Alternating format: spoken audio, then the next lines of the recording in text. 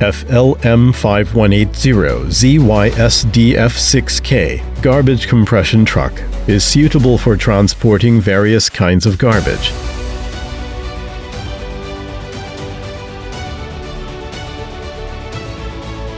It compresses and crushes garbage to increase its density and decrease the volume, which greatly improves the efficiency of garbage collection and transportation. The connection of hopper and truck body adopts adjustable hydraulic locking technology to ensure the tightened sealing.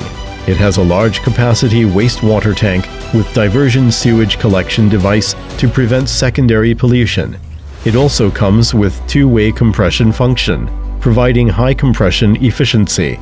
This truck has large garbage capacity, good anti-deformation ability, tight sealing, long service life, and large effective volume. It adopts the patented sewage diversion technology and sealing cover to prevent secondary pollution. Equipped with hydraulic automatic self-locking function and emergency stop button, safe and reliable, the dual operation mode of manual and automatic ensures convenience and efficiency. According to the user's requirements, various kinds of garbage lifting devices can be installed. It's optional for functions like wastewater tank heating device and dual power source unit.